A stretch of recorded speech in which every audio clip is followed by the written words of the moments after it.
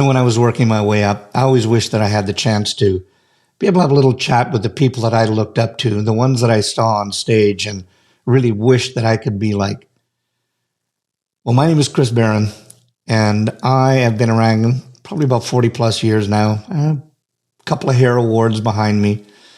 And I figured I've got the opportunity that I can bring to you the hair heroes that we look up to and admire, and let you have and listen in while we have a conversation and find out their mistakes, find out what they did right and wrong. Welcome to Chris Baran's Headcases.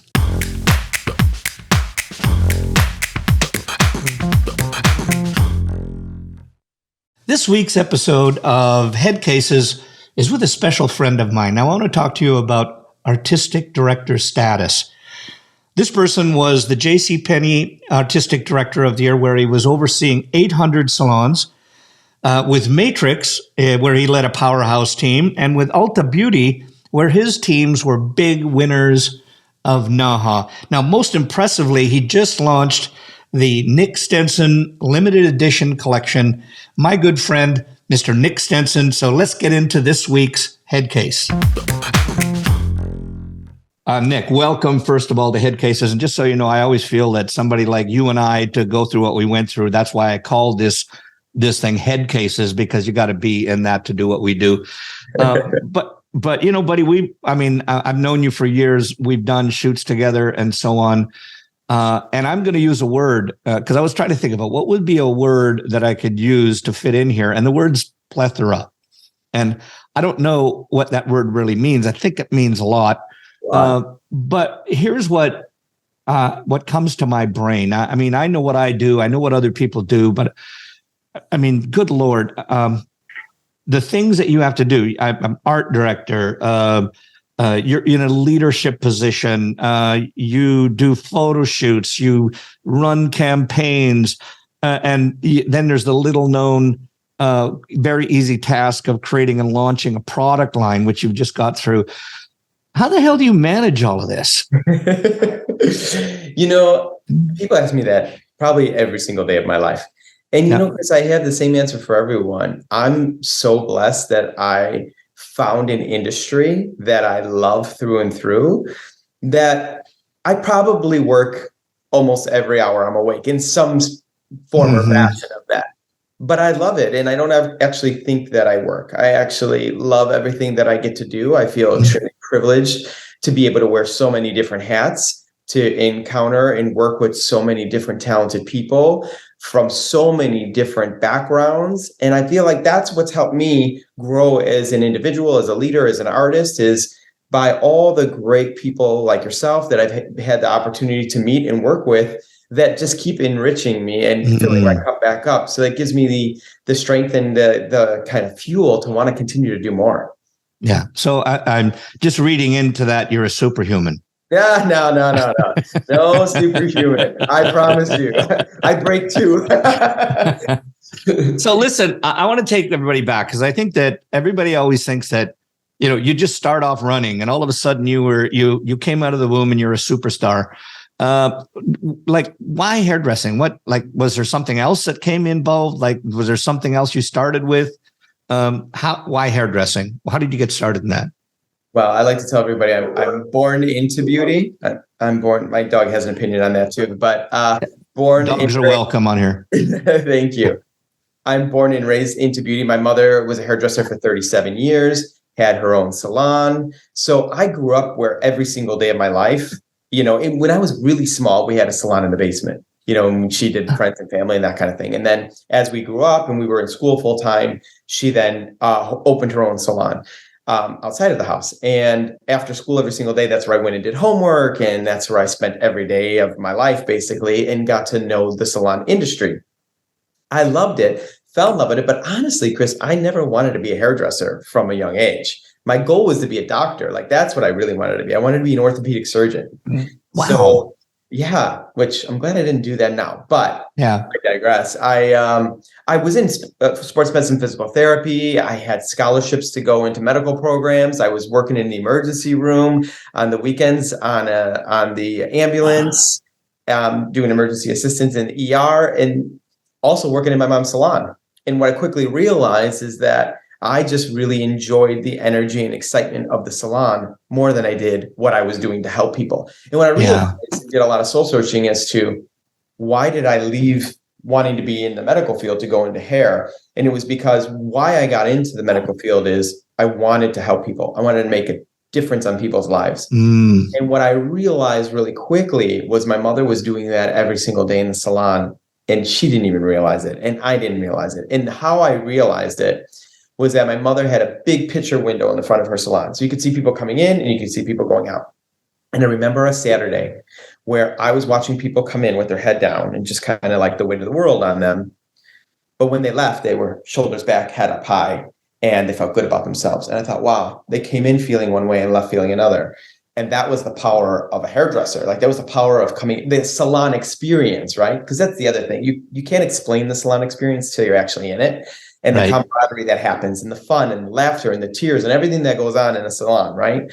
But that was changing people's lives. And that was the moment where I said, wait a minute, I could do it differently and do what my mom is doing and still help people and be in this environment where people love and respect each other and have so much fun. And every single day doesn't really feel like it's work because you get to see your friends over and over again. Because let's face it, all our clients become our friends, if not family, after a while. And that's kind of how it all got started. You know, Nick, I'm just having this epiphany right now because Lord knows how many of these I've done right up to this point, and the similarity between the artists that I interview is so similar that, you know, and I'm not saying it's a prerequisite to have family in the business before you go in. That's not it. But the way that I hear that people are either knew somebody, had somebody in the business, and that was the catalyst. Of all the people I've interviewed, I very rarely have had one person that said, you know what, I just came out and wanted to be a hairdresser and right out of school. It was everybody else was started with something else, wanted to go somewhere else, and then made a shift. And it was just because they were purely happy at what they were doing. Yeah. So it just astounds me when I hear stories that when people are listening, and for people that are watching and listening, I want you to get that we're not saying that you have to have those other prerequisites, but the key that I'm hearing throughout is that finding something that you love and makes you happy and you enjoy doing. And I'm going to ask you another quick question here. And this is just coming to my brain right now. And I'm not going to ask you to give numbers, etc. But I think that what happens is there's such a preconceived idea that hairdressers don't make any money. Now, I'm not asking for your tax returns, you know, but give me like from what you anticipated that you were going to earn to what is fact as you work the ladder. I'm not just saying now, look at them right now. And we know you're at a stage now that I'm sure you're making more than $25 an hour. But it's just, how did it start off for the money wise? And then how did it progress? Just so people can see that you have to go through a couple of humps to get there. Yeah. Well, I would answer that a few ways. First of all, in the beginning, oh my gosh, I was broke. And I remember when I decided to become a hairdresser, my mom said, well, you can't work here. You can't work in the family business. You have to go in the real world and get a job working for somebody else. So smart woman.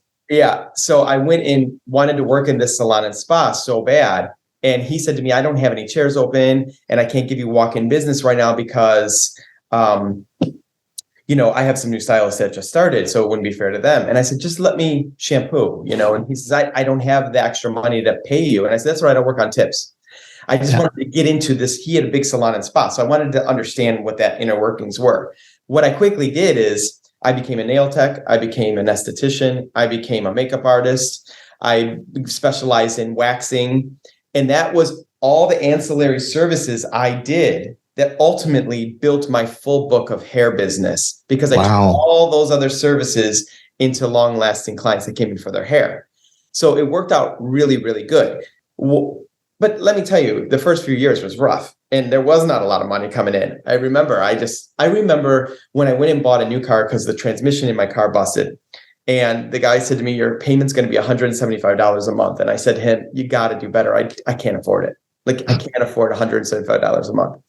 And he's like, well, I can give you this base model without a moonroof and all this, and it would be like $138 a month. I'll never forget this. And I was like, oh, fine, I'll do it. And now I look back at that and I think about those things, because it's important to always know where you've been, where you're going, right? And gratitude along the way. So I remember those times. And what I also remember was I always loved about this industry was that there's not a cap as to how much money you could make. Nobody says, okay, well, here's your job description, and it pays, like you said, $25 an hour, and you're going to make an annual rate of blah, blah, blah, and here's your, all that good stuff. To me, I felt like I got into an industry where I dictated how much money I wanted to make. Yeah. And I always looked through that lens. Like, if I'm not making enough money, well, then I'm doing something wrong. Change it up. Hence why I was like, well, I can't make money in hair right now in the beginning, so let me make money in spa services. And then when all of that started to take off, it was like, well, what does add-on services look like? What does growth look like? Then it was like, well, how can I do more with the hours that I'm working? Okay, now I got to bring assistants in, right? So there's always ways to think about how to manipulate my earnings. Even to this day, I don't have just one job or one line of income coming in, right? I think that for me, diversification has been really important. Yeah. That is the power model, when, just going from being invisible up to power, it's part of one of the steps in there is how do you diversify? I want to take you back because I love where this is going. And the reason why I want to do this is so that people who see people like you on this plane and sometimes might even be intimidated to go and have a conversation with you, understand that you're the same as they are. For instance, like I'll give you a little backstory because you shared yours on. I remember when I first started, and I worked out in my mom's salon as well, and I wanted to get away from being Mary's boy, and so I moved to the big city of Saskatoon, Saskatchewan. It's in Canada for people that are wondering where that is. And I remember that getting a job at the House of Eve is what it was called. And I was making my take home money was $189 a month. My rent was $95. And we had Rita, my wife, and I had two really, really close friends, Brian and Valerie Kemper. And we went through pregnancies together, and every weekend we would get together. And I want people to listen to this, that was the time when we were starting off, that our weekend was Brian and I would get a 12-pack of beer, and that was split between the four of us, and that was just that and laughter. And it was the best of times. I had a great, great time inside there. And then we had to work our way up. And the next part where I think I want people to really get it, I think the universe gives you what you need. And I think when your mom said, you can't work here, go somewhere else, and you went there, the universe said, no, you've got to learn this other stuff first. And I'm going to ask you this question. Do you think that the universe said, you can't do hair that you want to do right now, you got to go do this other stuff? How did that benefit you? Well, I think how it benefited me was I learned a completely different side of the business. I challenged myself and put myself in a very uncomfortable position all the time. And that's what growth is. It's putting yourself in an uncomfortable position to learn a new skill set. Is this really killing you, this loud sound in the back? No, I can't even hear it, to be honest. Can't even hear it? No. Okay, I'm like freaking out thinking you can hear this drill behind me. Oh, no. Well, first of all, I'm deaf. But sorry, I didn't want to cut it, but I was like, I don't want to do the whole thing. And then I think anybody that's listening in this is more interested in you, and there isn't any sound that's coming out of there. So let's not worry about that. Okay, perfect. All right, good. Yeah. To pick back up on the question was really around, what it challenged me to do is to be uncomfortable, to challenge myself, to do something that wasn't inherently natural to me, right? But it opened my eyes to so many different parts of this industry that I didn't even know really existed. I didn't understand makeup. I didn't understand nails. I didn't understand waxing and spa services like that, facials, all of that, because in my mind, I was so focused on hair. What that ended up doing is broadening my respect for the industry and the size of the industry and the ability to do more. And I always say, people put their own ceilings above them. And I'm a firm believer of, that's why I like my house to have really high cathedral ceilings, because I always look up to say, like, I don't want a low ceiling, because I think we as humans, we think we can only get to one spot, and then we get there and we stay comfortable with it because we don't think we're worthy of what the next spot could be. Yeah. Where I challenge everyone to think through the lens of, this industry doesn't have a ceiling. Right. Where you want to go in this industry is up to you. What you want to do with it, what you want to make of it, it's up to you. Listen, today, fast forward, I get to lead, 1,400 stores and salons. And when I'm in there and I talk to stylists, and some of them say to me, well, you know what? I'm not making any money. I say to them, well, why? Yeah. Well, I wish we did this. I wish you guys would do this. I wish we would do that. And I said, okay, so what part of this are you accountable for? Like, we can improve always, right? To make sure that we're giving you the best place to work and grow your career. But what are you doing to invest in yourself? Yeah. What are you doing to grow yourself? And I think that's what it comes down to. I think we get too complacent and too comfortable with our handout, waiting for what somebody's going to tell us to do next or offer up to us, instead of creating the space to do it.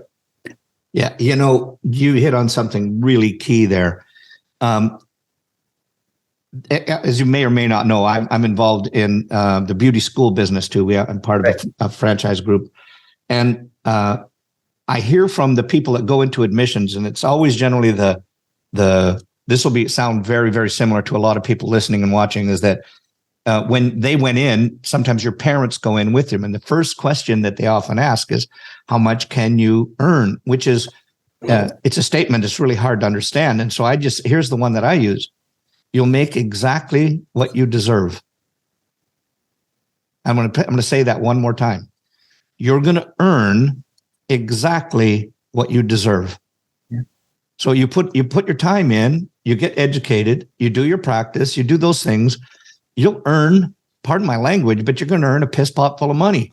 Yeah. But if you just sit back and you're warming your tuchus on the dryer while you're waiting for another client to come in or the salon to give you something, there's a word that's still out there. It's called hustle. And if you can do that, and I know if you're watching, you'll hear my gravelly voices if you're listening, and you say, well, he's a baby boomer. That's what they did.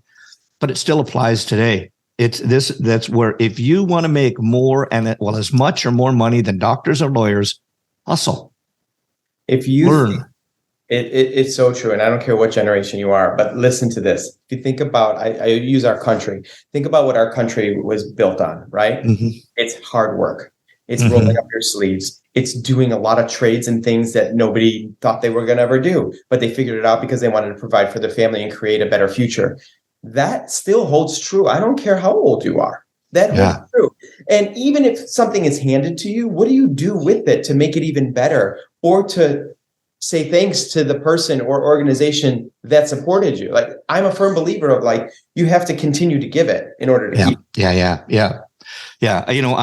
There was a young gentleman that I had a good friend when I was up in Canada, and he wanted his son, who was a football player, he wanted him to get into hair, etc. And he said, Chris, he calls him that because that's what my name was. We were on a personal basis. And so he said, Chris, I want you to bring my son in, and I'll pay you whatever is needed, and he's going to spend a week or so with you and train. And so he came on board. I mean, naturally, the son, I loved him. He was a good kid, and Harvey said to me, look, at just what you would charge me. And at the end, I looked at his son, and he said, well, how much do we owe you? I said, you don't owe me anything. But what I want you to do is, you've got to pass this on to somebody when they're starting off. That's what you have to pay. And I think that if we'd have more of that in our industry, that we had hairdressers that were supporting hairdressers, and that's a Sam Villa term. He's the one that I think came up with that first. But I think that we got to maintain that, is that what can we do as hairdressers among hairdressers that we can help and support one another? And if that means mentoring, or even if you're a coach, and yes, maybe you might get paid or not, but we need to look after our own we need to make sure that our industry stands up. My good friend Chris Moody he always says, the reason why I do what I do is because I want to be at a social function next to a doctor or lawyer, and I want them to view our industry at exactly the same level as theirs. That's something I hope we'll see in our lifetime. Yeah, I agree. So listen, we've talked a little bit about that kind of stuff, but what there was this working at the chair, right? So you were there, you learned all those skills, working at the chair. How did you what was the transition? Where was the jump? I'm just going to call it stage for lack of a better word. We know it's about education and all that stuff. How did that happen? Where'd you get your break? What happened to you?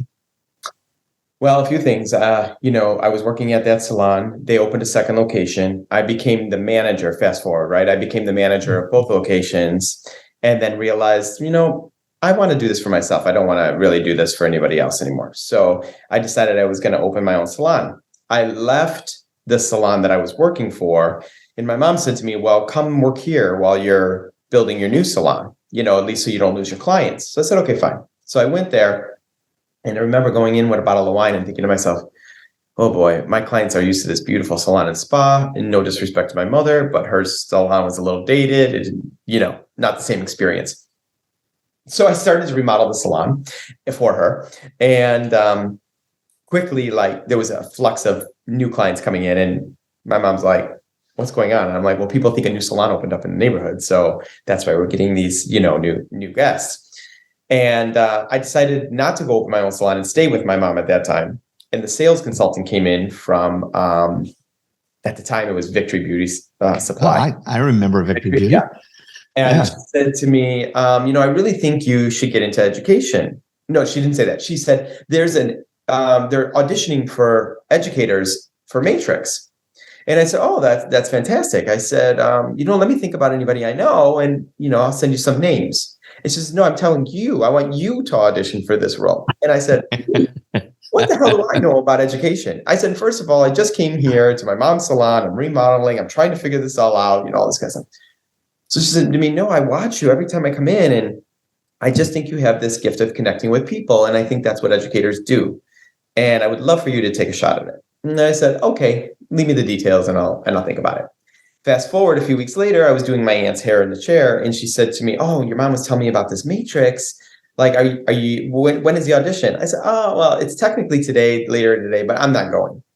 And she said to me, why? No. And I said, because I'm not good enough for that. Like, I'm not an educator. I don't know what I'm doing. And she said, let me just ask you this question. If you went and you didn't get the job, how worse off would you be tomorrow than you are today? And I was like, no, none. And she's like, so then why won't you go? Fear of rejection? Your ego? Like, what is it? And I was like, wow, you're coming in hot, Wow. Like, no, seriously, like, why wouldn't you do this? This could be a huge opportunity for you. I was like, all right, shut up. I'm going to go. So I remember I literally canceled my appointments the rest of the day. I prepared a mannequin, went downtown, went to the audition, and I remember, and Chris, do you remember Lisa DePerna? Of course I do. Okay. I always say I owe my career to Lisa DePerna. So I remember a lot of people do. A lot of people, right? She's an amazing human being. But you remember going to that audition. I was so nervous. I was rambling. She was asking me questions. I couldn't answer them. And I remember her saying, come over here. There was a table, set up with a panel of people. And she said, come over here. And I said, what? She goes, sit down here. And she pulled out a pen and paper, and she goes, here, take the pen, take the paper. I said, okay. She said, I'm going to ask you these colors. Primary colors, secondary, tertiary, complementary, all these kinds of, she's asking me the question. She goes, don't answer me, write it down. I said, okay, start writing it all down. So write it all down. And then she says, okay, talk to me about hair cutting, like degrees and what they do and things like that. Like, what are you going to get with a 90 degree? What are you going to get with all these elevations? Okay, I start writing it down. She goes, okay, give me the piece of paper. So I took the piece of paper, and she looked at it and she goes, you got one thing wrong. And I was like, okay, what? And she says, you missed one of the complementary colors or something like that. And I was like, oh, okay. And she's like, but everything else is right. And I said, what's your point? She said, you're so nervous that you're getting in your own way, but you have the answers. She's like, I see it in you. Like, you have the answers, but you're just so consumed with nerves. She's like, so just take a breath and let's just have a conversation. And the rest of the time was very conversational. And I walked away and I said, thank you so much. This has been lovely. And I left. And a week later, I got a phone call. And the guy said to me, hey, I want to, talk to you. And I said, hey, I just want to thank you for your time. Thank you for everything. I said, I know there was a lot of people there. I wish them the best. I'm going to be rooting them on. He's like, can I talk? And I was like, sure. He's like, he's like, we really see something in you. You're like a diamond in the rough of like a lot of roughness around the edges, but we're gonna sharpen that all up, and we want you to join the team. And I was like, you do? Like I literally said to him, you do? Oh wow. His name was Mark Lombard. You remember Mark Lombard? Yes, I do. So I said, really, Mark? And he's like, yeah. And that's how I got started in education. And then it just kind of took off, and I kept growing and growing and growing. And I'll tell you, fast forward, that's when Matrix decided to do the artistic director team. And I remember auditioning for that. And I'm not kidding you. I remember all the work I put into that audition. That was a few years later.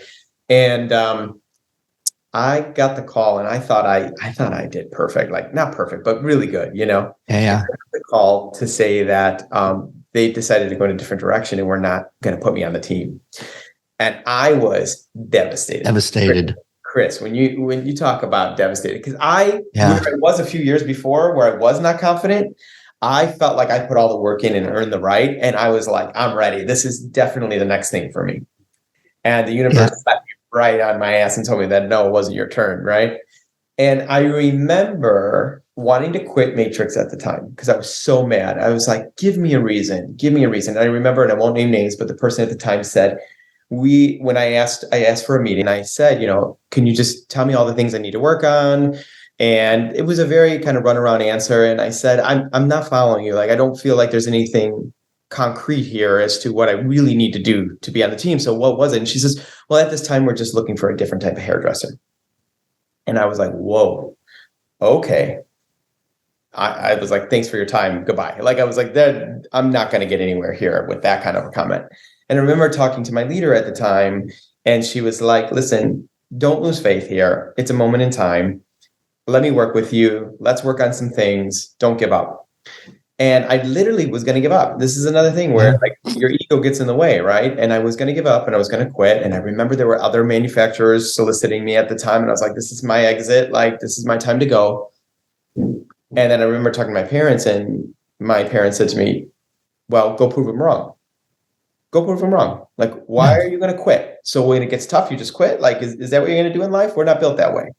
And I was like, well, no, but I feel like I'm, wronged in this situation. She's like, well, welcome to life. Like, I remember it was like, like, welcome to life. It's not always going to be right. And there's going to be people that, don't like you for whatever reason. And that's their problem, not yours. You continuously try to always be a good person, never intentionally cause harm on anybody, emotionally or physically, and do the right thing. That's literally what we live by. Yeah. And I was like, okay. They're like, so go prove them wrong. And I did. I did stay with the company. Obviously, everybody knows that now. And then the next audition, I auditioned, and I got put on the team. So it worked out really well, and it was a really great experience. But I say all this to say, like, there's a lot of twists and turns along the way. And there's no one that you're going to talk to, because listen, I talk to hairdressers every day like you, Chris, and people say to me like, well, how do I become you? Or how did you, how come it was so easy for you? And it's probably, I don't get infuriated about much, but I do when somebody says, how come it was so easy for you? Yeah. Yeah. And I was like, you only knew you're close to bankruptcy at times, rejection, switching cities, starting over, like it was all part of the story, so it's not easy. And if anybody tells you it's easy, I would question that. It's interesting. Here's what's sitting in my brain right now as you're talking about that.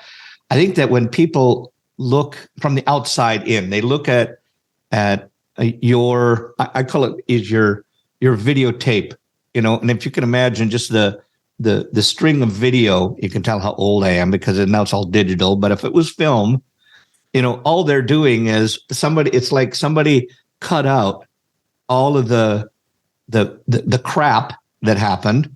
You pulled those aside, you stitched them back together. And then all they see in life is this progression forward, and they don't see the stuff that was on the cutting floor. that got you to where you are. And, that some people that, and I'm with you, I've had times when I wanted to say, fuchsia, you guys, I quit.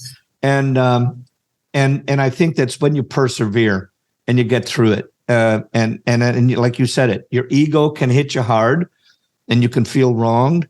And sometimes you just want to quit and say, well, I'll just use this finger. I'm using my pointer finger, meaning that, if I'm going to prove myself to be number one, I've got to work at it. And I think that people don't see that. And I think I'm really want to thank you for showing us that there is some of this stuff that you got to get through in order to get to the other side. And that makes you, would you agree that this made you stronger out of it? 100%. I mean, the lessons that I've learned through it all is what has been the best experience. I always, today, when I talk to somebody, especially younger, I always say, I have a love-hate relationship with social media, right? And I say, I love it because I love how it connects us and gets us connected to what's happening in each other's lives. And it's a form of learning and all those things. But what I also hate about it is that some people really believe that that's it. That's their life. What you visually see is their life. And it's not even a fraction of the reality of their life. And that's everything. That's this journey. That's called life. They're full of twists and turns. It's not sexy to put up on social media that, I had to close my salon because my business partner stole my money or something like that. That's not sexy. So don't put that up there, right? But to put the pretty pictures up there or the vacations or this and that. Yeah. So clip, out came the bad stuff. Splice it back together. That's all you see. And that's exactly what you're saying. Yeah. Was there, and now you're on stage. We went through some of the crap. People see you on stage and it was amazing. I mean, listen, I've watched you on stage and you're a master.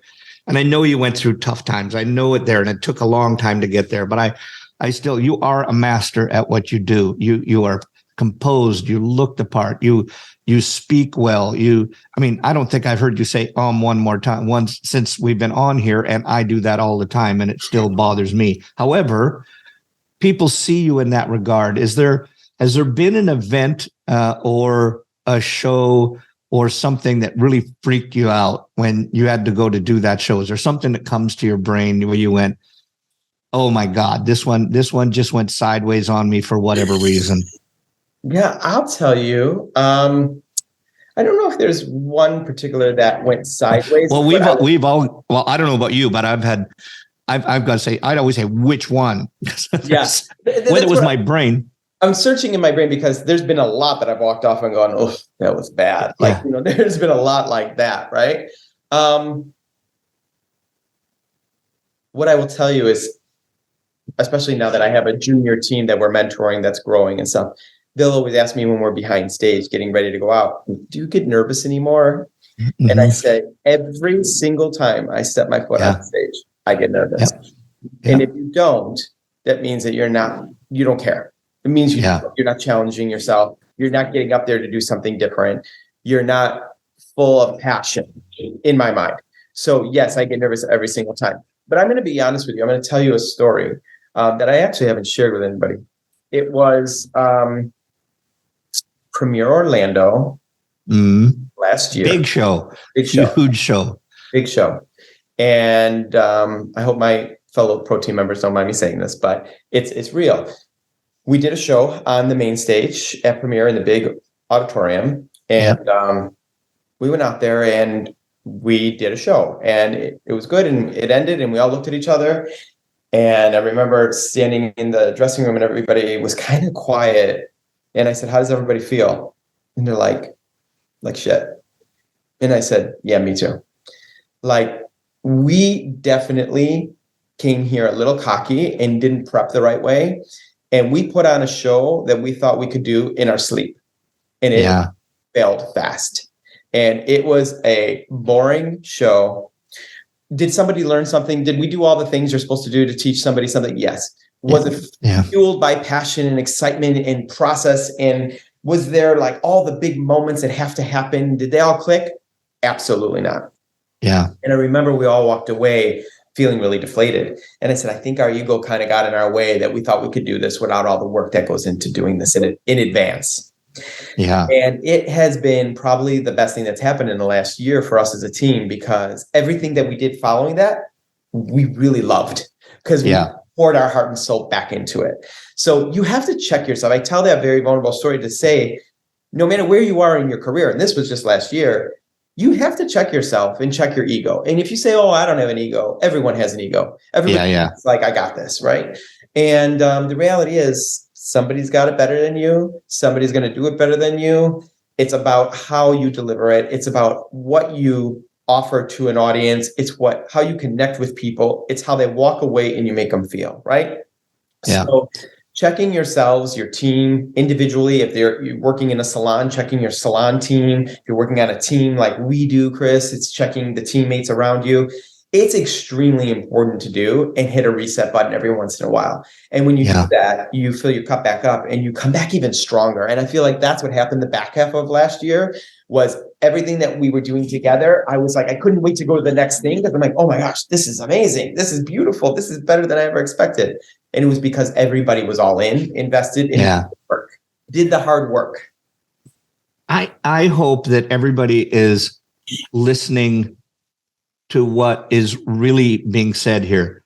No, that's not even right.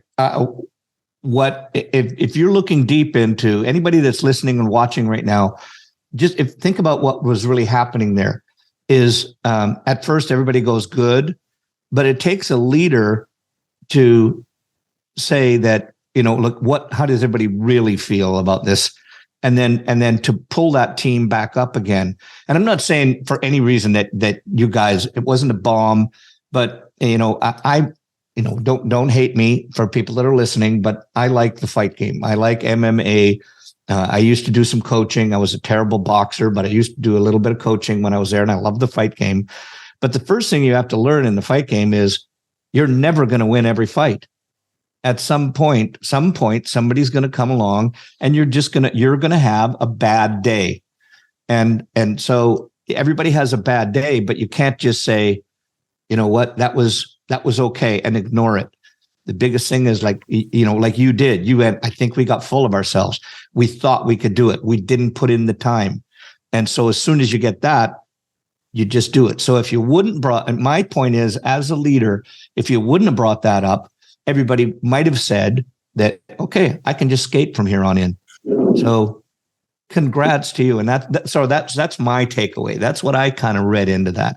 And that's what I truly do see you. I mean, I've been at shoots. I've done shoots where you were leading the shoot. And I certainly see that leadership quality come from you all the time. And speaking of that, and speaking of shoots, we've done the same shows, me with one brand, you with another. And I remember, and if I'm not mistaken, I think it was this last premiere. I think it was. I know like you guys do it a lot, but I remember our model rooms were right beside one another. So when I was walking back to our model room, I'm always kind of rubbernecking, looking around the room. And I say, wow, that's an incredible setup. I notice you always have everything set up inside those rooms. So it looks like a photo shoot's going on. And then I have little birds that tell me things only because we share. Of course. Is that you, after your shows, do you do a photo shoot? Do you do your shoots after the shows? So tell us a little bit about the why, and tell us a little bit about that. Must be hell to organize when you're doing organizing a show is hard enough. Organizing a shoot is hard enough. But you went, no, I'm a superhuman. Notice my cape waving. I'm going to organize this at the same time. And I'm blowing smoke here. But I know. Yeah, but how do you organize something like that? That's just a phenomenal feat.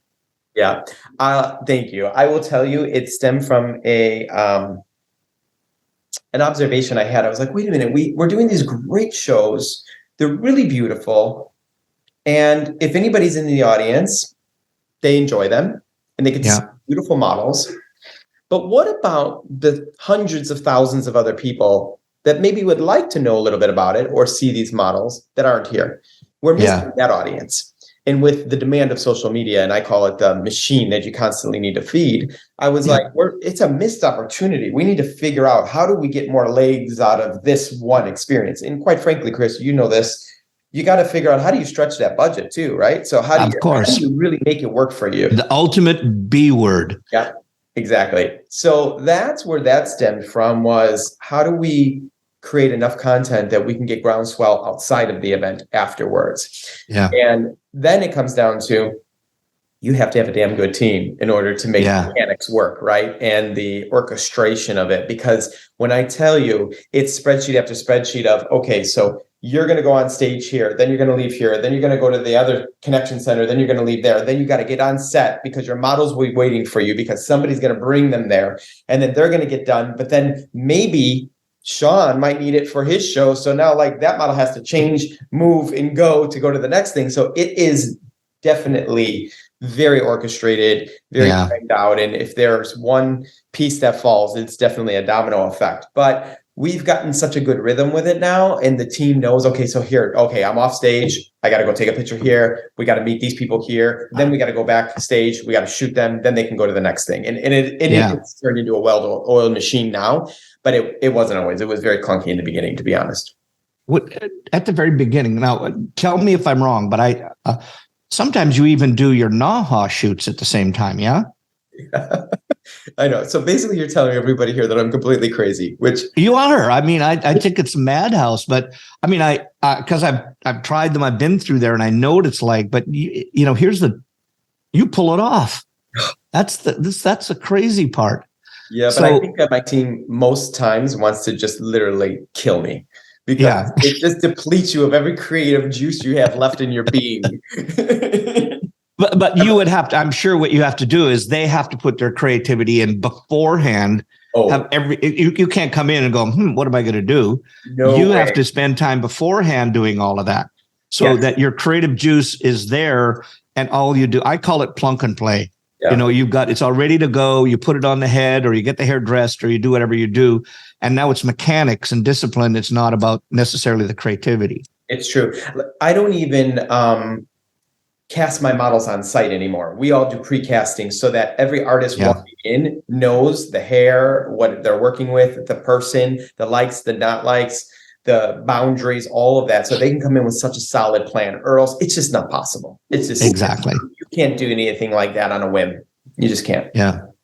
I'm going to throw it back a little bit to the olden days, is when you did model castings, and there would be, if anybody has never been a part of this in the past, but when you did a multi-manufacturer show, all the manufacturing artists would get together in one room. You'd have all of the models that the distributor or whomever had put together in one big room.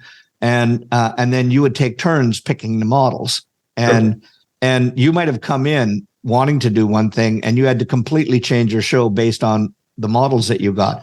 And tell us a little bit about did you ever have to go through that? And what was that like for you? And what happened during that process? I'll say most of my career, we did it that way, right? Is to do the model castings that way. And it was tough, especially when you were working with multiple artists that had multiple segments. And we used to have to pull the number out of the hat to say who was going to pick first. And then, okay, I got to pick one, and then somebody else got to pick another. And then by the time it got through the last artist, you go around to pick the second model. And that's tough to do, because nowhere did you send any submission into an agency that said, I need a highly textured model that's 6 feet tall that can do this and walk. Like nowhere was that. It was just a blonde, a brunette, redhead, yada yada yada, and you got what you got, and it was just a plethora of different models. So that was extremely challenging, and that was one thing I wanted to change when I had the ability to change it in the brands that I worked for and led. Was okay, we're going to do this a little different, because I think there's a way we could do it to set us up for success in a unique way. And then I think a lot of people adapted and evolved with it. And thankfully we've evolved as an industry. But it has become now too, building those relationships, right? With a lot of different models. There are models that know when show season begins, and they reach out and they say, hey, you know what? I would love to work with you again. Can I have that opportunity? And if you have a great relationship, you book them again. So it's about building those relationships too. Yeah. because you are curating the models that you use for the future as well. I want to just you have been. I've watched you grow, and I've watched you go and being headhunted from one place to the other. And you've been an artistic director or creative director in numerous places.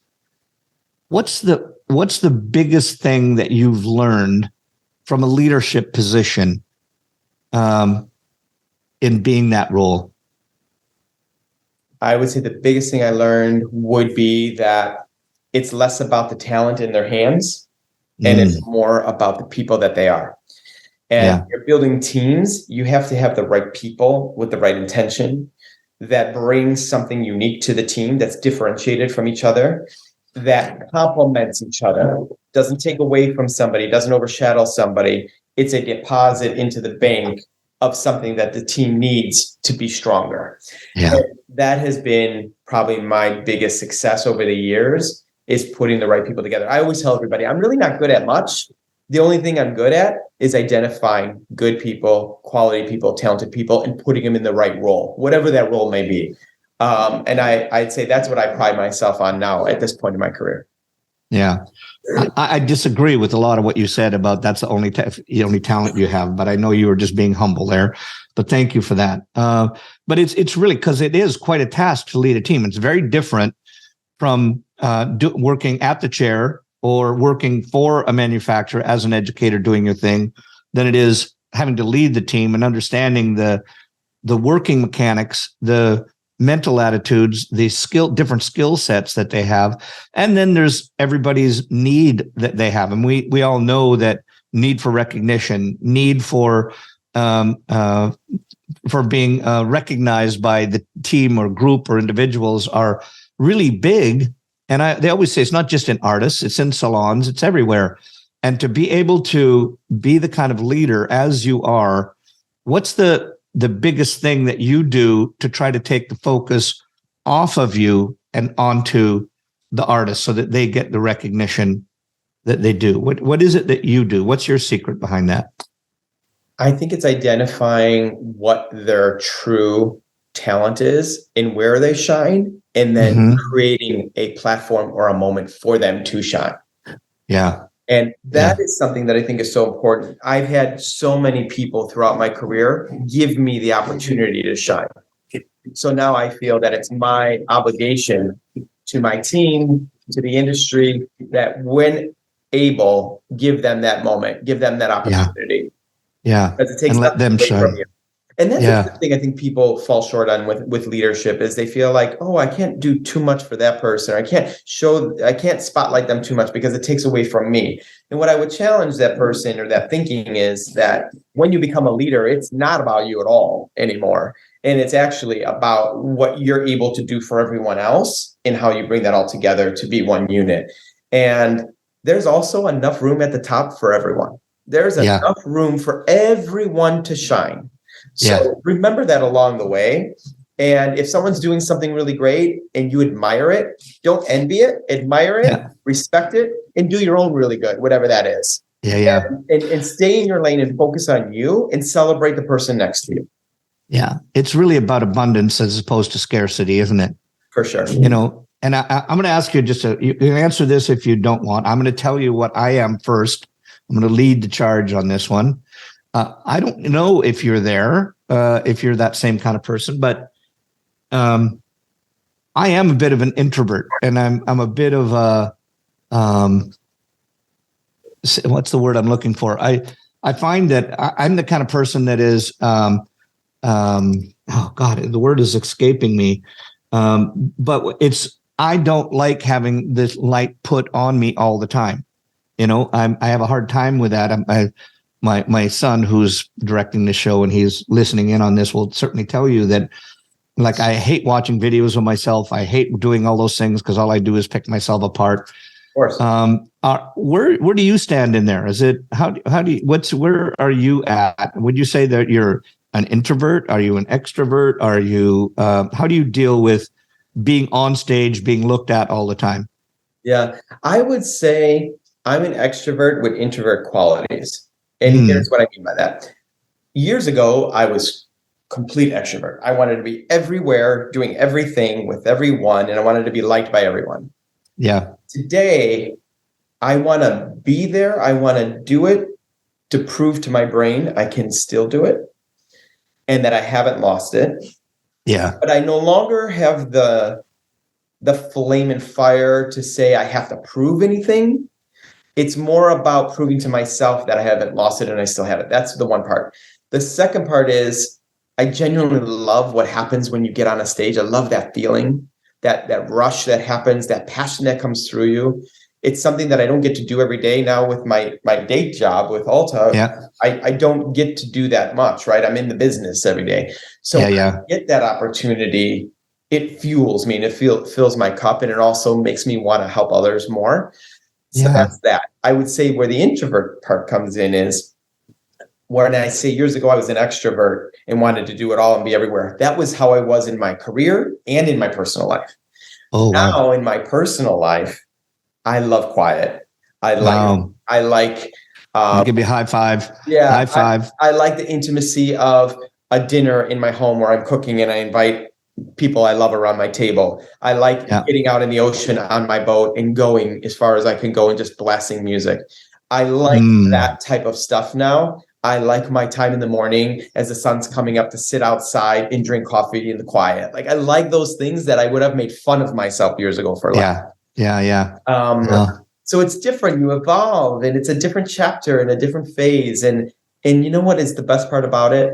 I'm okay with it. I like where I'm at. I like where I'm going. I like that I'm aware of what I like and don't like and what I will do and won't do now, where years ago it wasn't that way. Yeah. Wow. Deep. Love it. Now, beyond all this, you just went in and you just started this year. You came out with your product line, right? Yes. So first of all, give us the name so we know what the name of the line is. I want to know the name first, and then I've got another question for you. Yep. So the brand is called Stenson Beauty. Yeah. There's 12 SKUs. And is it now? I was reading it up and I wrote it down, and I don't know where I put the note. But is it's what was it? It's not a private collection. What's the tag you had, at least that I saw on there? Consciously curated, naturally luxe. There's a few taglines. Yeah. I would say it's a luxury, clean, sustainable hair care brand that I've been working on for 6 years. Almost 7 years. 7 years now. So just launched less than 30 days ago. So tell us about it. I want to know about the product itself, and then I want to know about a little bit of the process that you had to go through. Yeah. Again, I was saying to my family the week that we were getting ready to launch, I said, you know what's going to happen when this launches? Everybody's going to say, that was easy. Of course he launched it. That's so easy for him. Slapped his name on a bottle and, there's nothing to it. So, but that's where, as you get older, you appreciate that you don't really care what other people think because you know what you went through, right? And I would say, the last 7 years has been really eye-opening, interesting, frustrating, and fulfilling all at once. Yeah. I'm extremely blessed. I got to work with some of the best chemists to create the formulas. I have had this dream for many, many years to create a luxury hair care collection. I have tremendous amount of, when you think of people who are role models to you, people who you look at and you want to aspire to be more like, I look at Tom Ford and what he's been able to do in the beauty space and in the fashion space. And I think his brand is exquisite. And I always said, if I ever came out with a hair care brand, I would want it to feel Tom Ford-esque, right? I would want it to have the level of sophistication and quality that the Tom Ford brand has. So that was kind of the beginning in the back of my mind of where this all started. The other thing is I realized that in luxury, there isn't much as far as clean formulations. So I was really particular on making sure that what it looked like was really beautiful and luxurious. The experience that you had was luxurious when you use it. The end result was amazing and performed well. And at the same time, we didn't have to hurt any animals. We didn't have to ruin the environment. And we put in ingredients that people know and love and already respect and trust. And Yeah. that's the premise of the brand. So it's a small curation of 12 products. There's a moisture collection and a volume collection. Everything is PETA certified, meets all 5 pillars of conscious beauty, initiative for all to beauty. It is for all hair types. It's color safe, chemically treated safe, all products. And it was built with the idea that hair needs to move. So none of the products are super sticky or heavy, or there's not tremendous amount of hold to any of the products. But the products will help you get to an end result that you want. If you have curly hair, it will help you refine it. If you have straight hair and you want to add volume to it, it will do that. If you're looking to preserve your color, it will do that. So it has, I would like to say, there's a lot packed for a strong punch in 12 bottles. Wow. And where can people get it? Right now, it's available at Ulta.com as well as NickStensonBeauty.com. And the second week of January, we'll be in over 500 Ulta Beauty stores nationwide. And then I can't give it away yet, but there will also be a distributor that we're partnering with for the pro side. So there will be an opportunity for professionals out there to be able to carry it in their own salons as well. Beautiful. Beautiful. Congratulations, my friend. Like I said, I don't know where you pull the energy. I just want to know your diet or whatever it is where you get all of this energy. Lots of coffee, Chris. Well, yeah. Well, mine's green tea because I wish I could be drinking coffee. Okay. I want permission here. I'm just going to ask you some rapid fire questions. Okay. And then I've got a couple of wrap up questions just at the end. But so this, you got to think of, I'm going to ask you this thing. You can decline if you have to, just because you're my friend. I don't let other people do it. But I just want top of your brain, what comes to your brain. I'm going to ask you 10 questions. They can be single or really quick word answers. Don't have to go on about it. Just, okay. Most difficult show. Or event. To put on, or that I had a struggle with? Just that ever you had, that ever was, I mean, that you've done or in the past or whatever. Could have been a class, could have been whatever. I would say complex show was Naha presentation back in 2016, 17. We brought in this wardrobe from overseas that was all made of wood. It was extremely difficult to work with. There was a lot of intricacy with the hair, with the wardrobe. There was a lot of mechanics that needed to come together, as well as the whole, pop and circumstance behind it. All of that was extremely complex to put together, but I was proud of the end result. Nice. Okay, good. If and the event that if you had to go out on, in other words, you went, oh, that one was so damn good that I could have went out. I could have quit on that one. What was it? I don't know if I have that answer.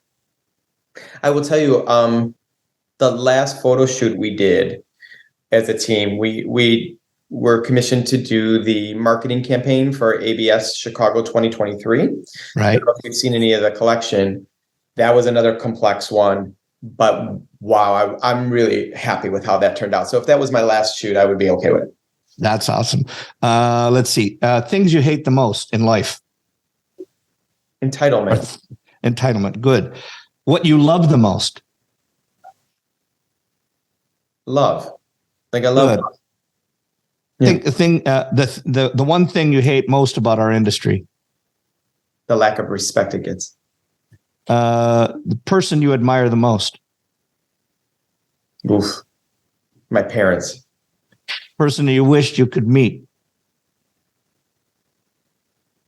Maybe else soon. Oh, wow. Mine too. Any other languages that you speak? No, I wish. Yeah. Okay. Nothing fluent. Good. Language that you always wanted to speak. Italian. I love it. Me too. I love it. So you could go and own a vineyard there, right? There you go. I'm in. Okay. Last one. One thing you're terrified of. Snakes. Spiders for me.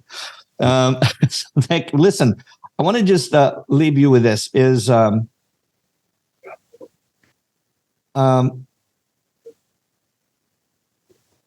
one thing that if that in our industry as an overall, I mean, would you agree? There's things that people hang on to all the time.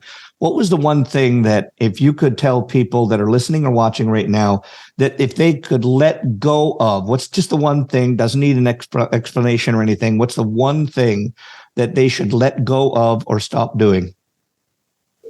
Your little voice. It will kill you. It will ruin your life. Yes. Bingo. You gotta have control over it. Yeah. I agree. And I will tell you this. So just this is a little plug. If anybody is interested, wants to get a hold of finding out how to get control of that little voice, Blair Singer has a book that's out there. It's on the market right now called Little Voice Mastery. I've taken the courses. I've been through it. It is because I have a plethora. That's 3 times we've used that word in this conversation. A plethora of little voices. They're never going to go away, but you can learn to control them. And if you go to just any Amazon book or whatever, Blair Singer, Little Voice Mastery. Nick, I can't thank you enough. This has just been a joy. I always enjoy chatting, having as I always call it, shits and giggles. Yeah. But I always admire you so much. The things that you do, the way you are with people, how generous you are with your time, with your energy, and your creativity. I just want to say thank you. It's a pleasure having you on board. Thank you so much, Chris. I have to just say the feeling is quite mutual. I just appreciate you wanting me to be on here with you today on your platform and talking with you. I always love the opportunity to catching up. We don't get to do it enough. And just thanks for always being such a support of mine and just a trusted friend that I can always turn to through the years and know that your intentions were always pure and good, and you always wanted good for me. And I always felt that through the years, and I just really appreciate that. Yeah, that's because it's true. One more time, but just want to say thank you for being a part of our Headcase launch. And it was just one more time a pleasure. Thank you so much. Take care.